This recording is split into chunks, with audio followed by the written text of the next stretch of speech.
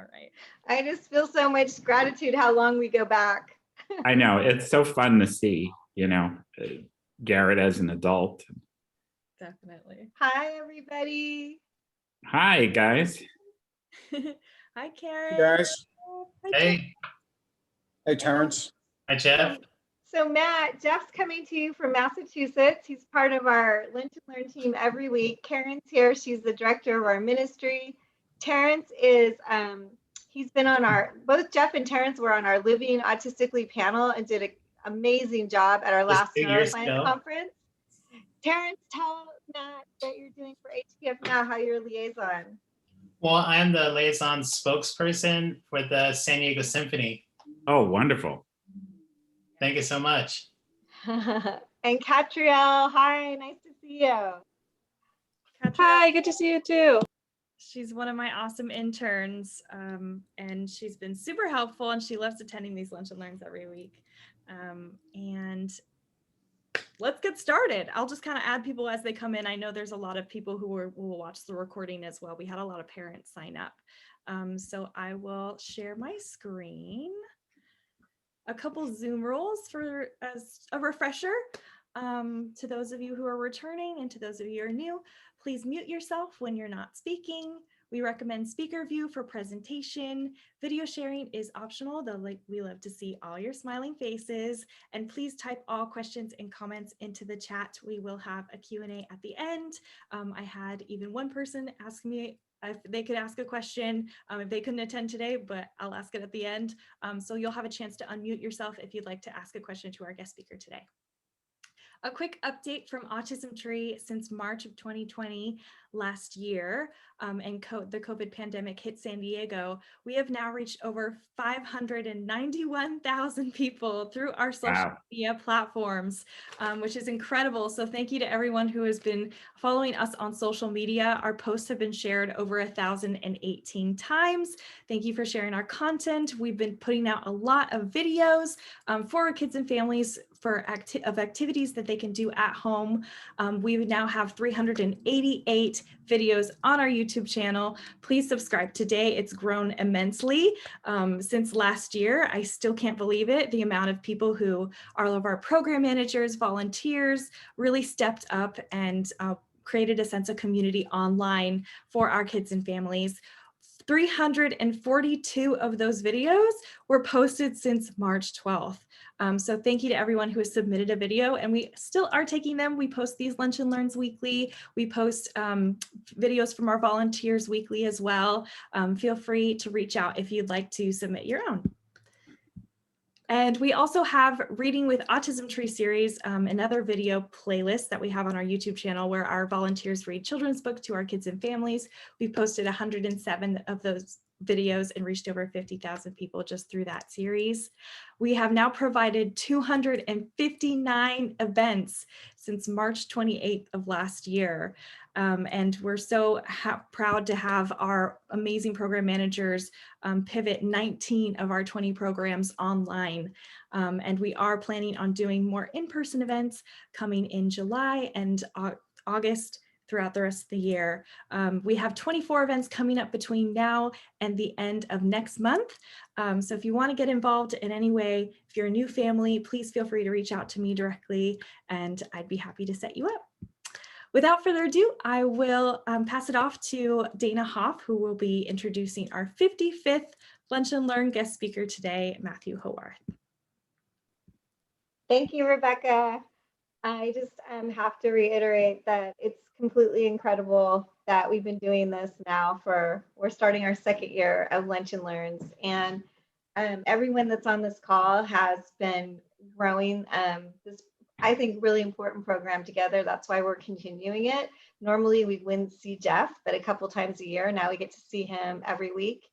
And it's incredible to me, Jeff, what an advocate you have become over this time together. And I haven't gotten to tell you, I don't think, but I would like to say with everyone today how very, very proud we are of all your efforts during this pandemic to really become a stronger voice, a stronger leader. And we're just so happy to have you on our team here at Autism Tree. It's really special. Every week, every guest, I think, is completely meant to be, and this is no exception.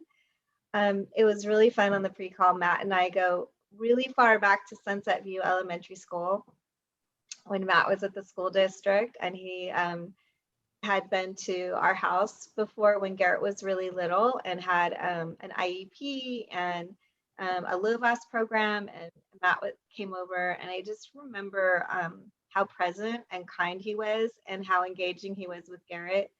And I know that Garrett always remembered Matt as I did. And so it's really wonderful when we pulled some pictures, Matt, you'll see. It's really special that you've stayed in touch, not just with our family, but with Autism Tree and the greater autism community at large, which part of me is really drawn to moving so much from the word autism to what I already have been feeling for, a good 5 years is neurodiversity. And I really kind of want to start migrating my own language to that, because everything about what I'm personally putting my own time, talent, and treasure is what they say in the donor world of like, what do you have to give is I put all my efforts into neurodiversity, where the things that light me up is the way Richard Branson came out during Autism Acceptance Month and talked about how he had already invested in AutoCon in like 2016, which just lights me up. He's already been, a global leader running so many companies that everyone's heard of, from Virgin Records to, his airlines. And for him to say, yeah, this is something I've been investing in. I see the value of having people who think differently be working at every company, because it's unquantifiable how much progress, how much we can move together in ways we don't even know. And then seeing Elon Musk come out and many different people over the last 5 years, I feel like I personally would like to start talking more in terms of just neurodiversity.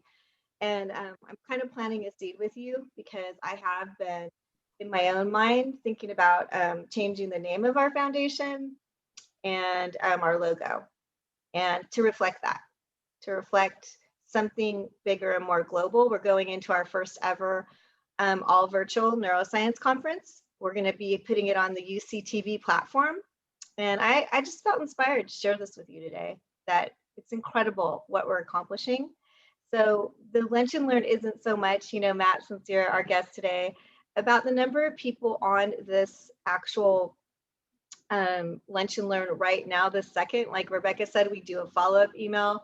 People will continue to watch it. We use all of our Lunch and Learns all the time as a resource. We might be talking to a parent and say, we have the right Lunch and Learn, and we send it to them. And it's such a great thing that we've never had before, and we do use them.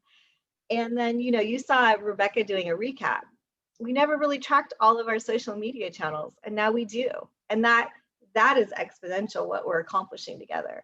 So it just thrills me to every week be able to have this really reflective moment to just go, well, how are we here 18 years later?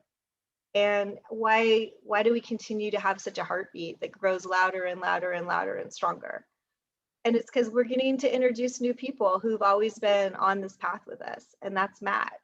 And so today, Matt, we usually kick off the Lunch and Learn with a question. And in the early days, I didn't ask the speaker their answer. And it's actually turned, I think, quite fun to read the question and just see if you want to kick it off by answering. So you don't have to, but we welcome you to. The question is, what teacher do you think back on and smile deeply, and why? You want me to answer first? Yeah. Would actually be one of my college professors. Her name is Darlene Cohane. One of the most brilliant people I've ever met, has very little credit to her name, but is actually the brains behind a lot of fascinating interventions for children on the spectrum in terms of increasing their social skills, their observation skills and so forth. But she's such a kind person that you can really approach her about any topic and she'll give you a brilliant answer. Oh, I love that. You know, it's funny.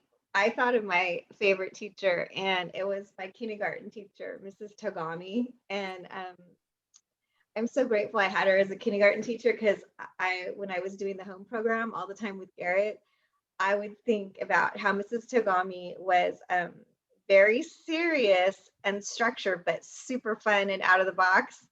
And she painted like footprints of a bunny going all over the walls and the ceiling. And I remember coming to the classroom at Easter time, and we got to do an Easter egg hunt, and it looked like this bunny just went crazy and threw stuff everywhere. It was really unorganized and chaotic. And it was really cool because I did that for Garrett when he was little, and I made it like the Easter bunny came hopping up our sidewalk and then put stuff all over the backyard and the trampoline and everywhere.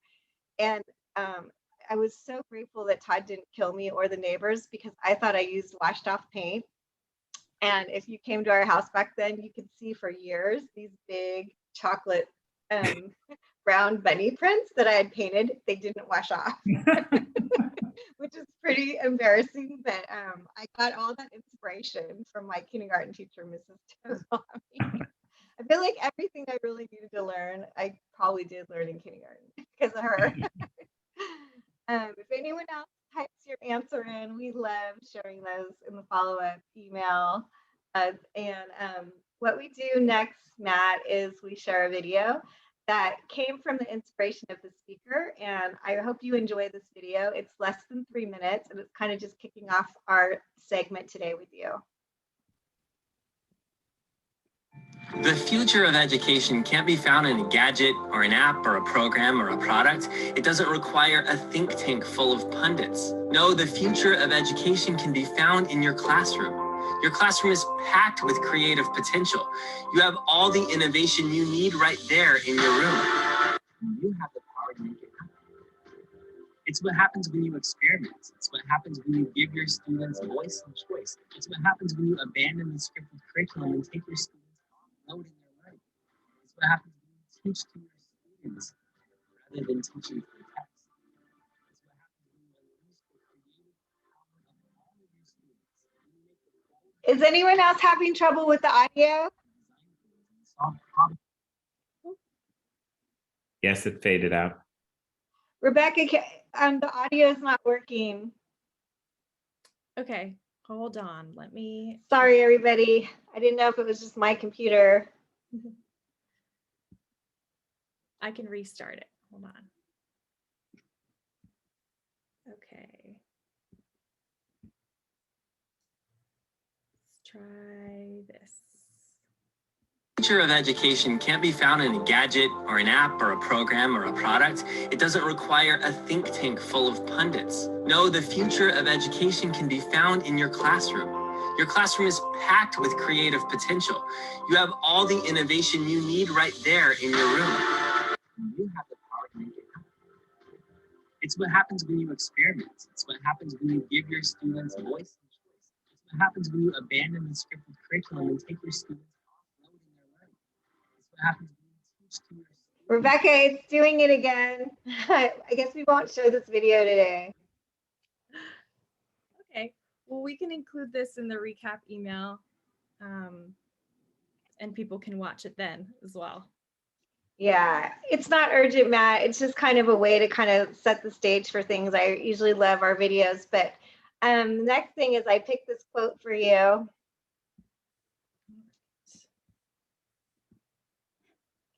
Dedication. It's the hours and hours of our time and energy we put in when nobody is watching. And I know that you're going to feel that today when you get to know Matt and we learn from him. I say that because I met Matt, we think, before Garrett was in second grade, and he just graduated college. So that's a long time to be able to just say, you know, I've seen Matt be nothing but present and dedicated in every single interaction, including the pre-call today that I've ever had with him, or our last long phone call kind of that we had before setting this all up. So I know his dedication, and that's, you know, incredible that we get to have him as part of our community. These are some fun flashback photos we found in our archives, Matt. breakfast at Tiffany's. These are fun photos of you from our 1,000-person luncheon at the Del Mar Fairgrounds. And then there's this picture of you and Lisa back from February 2020. And, it's going to be really wonderful to hear from you, kind of like a little bit of your background from you personally, and then like what you're focused on now, and anything else you want. The stage is yours. Thank you so much for being here today and sharing with us. Thanks for having me. I'm flattered to be invited. Is it okay if I share a screen? Yeah. Absolutely. It's quite interesting, when you're given the opportunity to talk about whatever you want. Let's see. And I could certainly talk for far longer than 20 minutes. So I thought a few slides would help keep that organized and stay on point.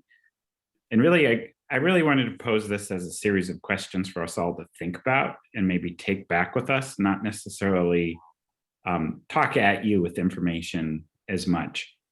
Because we all know that this is, a big issue impacting all of our lives and many other families out there.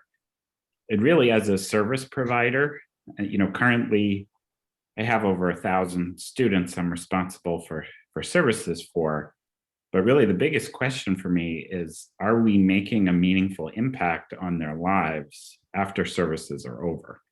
So it's really the central question for me. Are all these supports and services, what does it do to their lives long term? My questions are they happy? Do they have friends? Are they independent? Are they able to live independently? Are they successful in their careers? Are they able to even have a career? And if not, what are we really doing about it? So that's what's consuming me these days. Today, majority of my work, and this is why all of this matters, is primarily working with students with autism or other special needs. But that's not how I started my career, and that's not what I set out to do. At this point, I'd say my reputation is known regionally in Southern California for working with the most severe behavior disorders and children with the most severe impacted disabilities.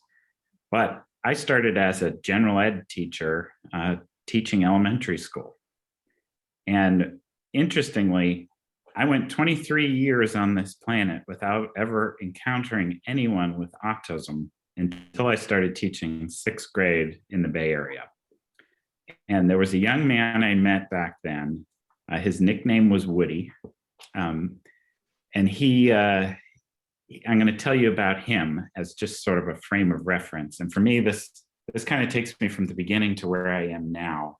And it connects all of my experiences to what I want to talk to you about today and what I think is really our mission. Why did I go 23 years without meeting anyone with autism? Well, first of all, the prevalence rates were much lower. These are the figures from the CDC website. We are now, the prevalence of autism is now 300% higher than it was back in those days. So you're much more likely to encounter somebody on the spectrum today as you were then. The other thing, which is kind of sad to think about, is that these students who had autism were in what we called self-contained classrooms. These are classrooms apart from the general ed students. And the classification of autism was considered a behavioral and emotional disorder. So they were often in classrooms with children who had totally different needs than someone with autism. And that was just due to the classification. So telling you about Woody, in 1997-1998 school year, Woody was in a self-contained classroom with students with emotional and behavior disorders. And that classroom couldn't keep a teacher because of the conduct of the students. Now, that was not Woody, though. He was at or above grade level in all subjects, didn't display any problem behaviors, and always completed all of his assignments. So if you picture this classroom with no teacher and the kids all over the place, and Woody in his desk doing his work like he was supposed to, and the only one in that classroom. He was officially in the 7th grade, but no 7th grade teacher would accept him into their classroom, to mainstream with those students. So he had this wonderful aide, I wish I remembered her name, who came over to my classroom, and I was teaching 6th grade, and asked me if I would take him for a few periods of the day, because she just felt like it wasn't fair to him to be in that classroom because he could do all the work, and really would benefit from being in my class. So of course I said yes. Let's see. So at first, Woody was really quiet and just sat in the back of the room. But anytime I walked by, he was doing all his work. He wrote in really large, big block letters, mostly capital letters, and really bore down on the pencil. So they were really thick, but you could read it, and the answers were right. And it was also really funny because he had a really great sense of humor. And then one day in my class, he raised his hand and answered a question. And this was probably a month or two of him attending class. Remember, he just sat in the back quietly. And he had an astonishingly good answer to the question. And I had a child in my class named Jason, who was very loud, often called out, and he yells out, "Woody's a genius." And at that point, we really knew he was part of the class as a whole. So I had asked then that he come for all of our classes. From morning to end of day, he was with us. And one of the things that stands out, and I didn't put this in the slide, is we used to do PE every morning. And I can remember Woody running around the outfield when we were playing kickball, jumping up and down and pacing back and forth. And I went over to Woody and asked him what he was doing. And he told me while he was out there, he was thinking about the Super Mario Brothers video game and acting it out in his head while he was waiting for his turn. But in order for him to go to general ed, what we had to do, now his parents, I don't remember them coming to any of the IEPs or any of the teacher meetings. I think that they were pretty busy and maybe unable to participate. But we had to retain him a year and send him to 7th grade with my class so that he would have that same support network and go with the same kids that had grown to really love and work with him. So he repeated the 7th grade year officially, but he went on as a general ed student to 7th grade, which, that really wouldn't fly these days, but that was what we had to do to make it happen. So Woody's now in his late 30s, I believe. So it's been a while. I would love to look him up.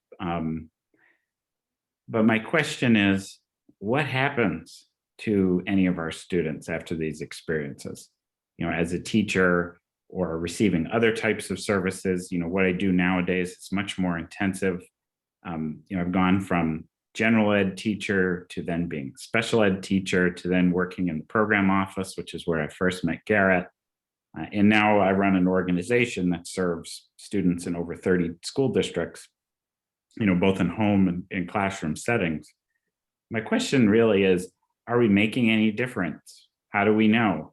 And I think what I would want to know, Woody just being an example of all of these students, is what is Woody doing today? And going back to those questions, is he happy? Does he have a career? Is he able to live on his own? To me, those are really the true measures of success, not whether or not, he went to 7th grade with his friends, but did that have an impact on his life long term? So one of the things, this is kind of a drop in the bucket, and Dana and I have been talking about this. We are modifying some of our services to provide more career opportunities for our children.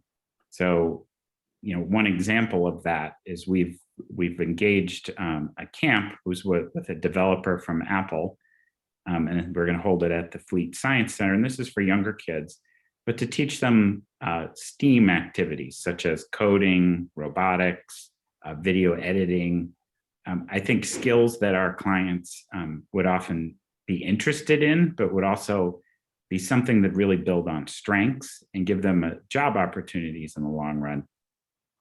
And our vision is to build this into a service that's ongoing and not just a camp. I think it's one thing to have social skills groups, for example, where we bring in children and practice things like friendship and turn taking and sharing. But I think it's a whole other thing to actually work on skills that would make a meaningful impact on their lives in other ways as well as just making friends. So really my question is more to the group and more just to take back and think about, are we doing the right things by our students? And where do we go next? What are really our true objectives for our clients, and how do we measure that? How do I measure the effectiveness of all these services that we're providing in a meaningful way? And so that is my presentation, but I'd love to hear more of what you guys think. Wonderful. Thank you, Matt. At any point, anybody can feel free to raise their hand or unmute themselves. I will monitor the chat as well. Jeff, I know you've been typing stuff in the chat bar and you want to speak right now. Go ahead. You can unmute yourself. Thank you, and great job, Matthew, for your presentation. But a little bit about myself. I'm very, very passionate when it comes to special education. When I graduated from high school in 2007, I became the first student with autism to have completed pre-K through grade 12 without coming from other towns or school districts. And you also mentioned about how some classrooms won't accept autistic students into regularized classroom settings. And it's my belief that if the student wants to be in a generalized classroom setting, they should be given that opportunity. I mean, I was one of the lucky ones. I was in generalized classrooms throughout my entire school career, only going into special ed programs when I was in middle school and high school. So that to me, but if the student wants to be in a generalized classroom setting, then they should definitely get that chance. I would agree with that. Yeah. Do you think that made you more successful, having that opportunity later in life, that, being able to have that experience in gen ed throughout your school career? Oh yeah, absolutely. I mean, yeah, and I've, being in a generalized classroom setting is probably one of my biggest, accomplishments as an individual throughout my education. I mean, I did go to college, but then I, decided to back out and live in my own apartment for 6 years. And I mean, but I think, and the IEP, of course, was also a big asset as well. And one of my goals as a self-advocate is to try and, help families and individuals, understand the IEP process, because I've been there, and, just to kind of say, hey, it's okay. I've been down this path before. Let me help you. It's wonderful. Jeff is definitely one of our strongest advocates, self-advocates in our community. Thank you, Jeff, for sharing. You're welcome. Terrence has his hand raised as well. Terrence, go ahead. Oh, yes. Presentation was great, Matthew. I really loved your talking about schools and some general ed class. And I took some general ed class when I was and I'm still go to college. And so I took the, Black Studies, like history, and the 2 English classes. And do you think they were helpful? You know, Oh yeah, they're later? really helpful because I do go see them meet the tutoring appointment. So it was really helpful that tutors really helped me. The tutors helped you with the content. Like a homework assignments. That's great. That's Yeah, it was really great. Did you like the social aspect as well, Terrence, being around Yes. other peers? That's great. No, Matt, it might be nice for you to know that they did a documentary on Terrence, and Terrence is a really talented musician. And I only learned through the Lunch and Learns, Terrence, tell me if I'm correct, that you are Sure. interested in being a composer. Is that correct? Yes, like composition, something. I just Yes. remember I didn't know that, and you shared it on a Lunch and Learn with the woman, blanking on her name, from the San Diego Symphony. You shared that Yes. with her, and then she wanted to help you get in a program in LA. Did you end up doing that program? Yeah, the LA Philharmonic. Yes. Tell us more about that, Terrence. I was in a LA Philharmonic like masterclass for the Zoom webinar. I think it was in March, like 4 months ago. How was it? It was really great. Did you learn a lot, Terrence? Yes. Good. They showed like it was Sibelius. Let's see, it's like a website, something. But I do on it's called a MuseScore. I do in a MuseScore like a online composition. Love to hear your music. Yes. Or GarageBand. Terrence has a lot of music on SoundCloud. Matthew, I can share it with you. Oh, I'd love to hear it. We also We Terrence, can actually put it in the link with your Lunch and Learn today. It's always fun to link Terrence's work that he's doing too, since it's popping up, Terrence. Oh yes. And where can I watch the documentary? I'm not sure. I can't remember it out. It's online. I know for sure. I can send you the link. I'm blanking on the website name, but it's really easy to find. And it's actually Terrence and his mom, Therese, did a Lunch and Learn earlier this year and spoke a little bit more about that then too. So I'll include it in the recap, everyone. Be sure to check it out. It's really cool. I know that Catrial, you also have, and you're attending Westmont University, correct? So you have a little bit of experience being in general ed too. Go ahead and tell us your experience. And yeah, so I growing up, I was like both in like the general ed classes, and then I was also kind of sometimes in like a separate class for like, I don't know what the class is for, but like people who didn't fit into the general ed class, I guess, or in their eyes. And so I don't know how that affected me. I think socially that probably hurt me a lot because like I really had a lot of trouble making friends growing up until like I got to like, I think high school was like the first time I had a close friend that was actually like a real close friend. So yeah, and then transitioning into college, that was even harder because like I didn't have enough practice with like the general ed classes, like grading and how that system works and stuff. So like I was just kind of like put on my own and like didn't have, I feel like, enough help there. And so like that was really hard, but I think I'm getting through it and I'm getting through college. And so I'm really happy about that. I love that you shared that, Catriel. Thank you. I also have some questions in the chat, I know, or a comment from Liz. Hi, Liz. Shout out to Liz. I think she's new to Autism Tree and our Lunch and Learn, so welcome. She says, I am new to having an autistic child. He is my great-grandnephew. He has been with me since he was 4 months old, and now he is 2.5. It's encouraging to hear you talk about the schools. I feel lost when it comes to parenting him. I look forward to learning much more.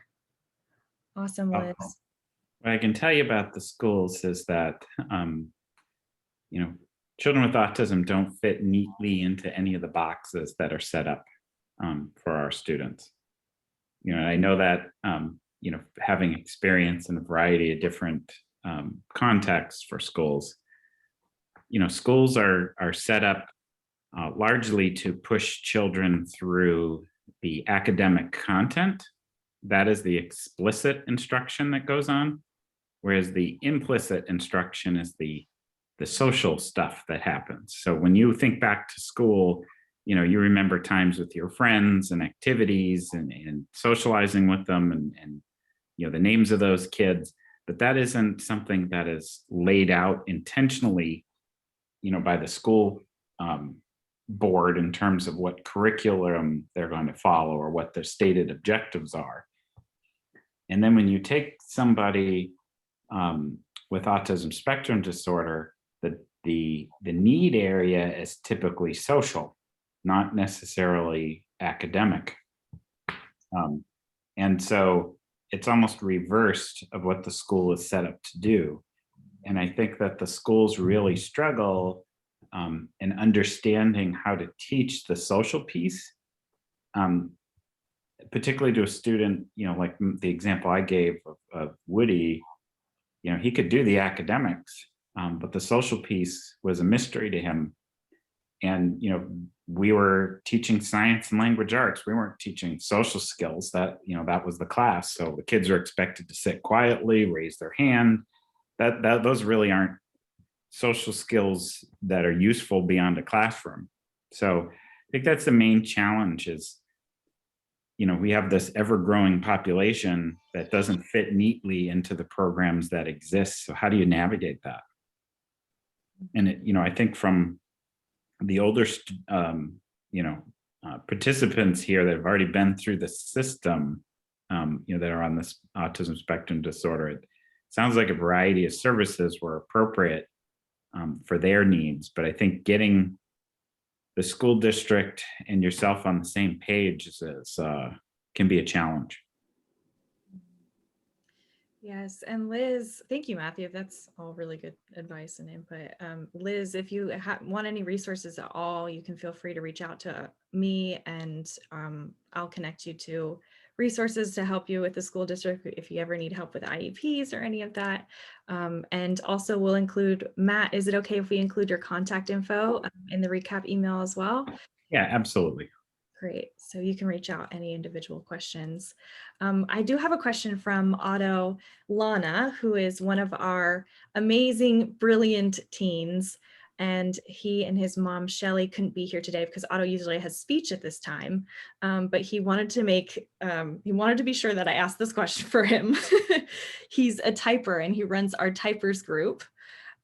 He says, I'm going to tell a little comment before and then dive into the question. So he says, without the ability to communicate effectively and with motor differences, the DTT that is ingrained in ABA is ineffective, and children are seen as non-compliant if they cannot master the discrete trails and therefore never earn the reward for compliance in completing a task.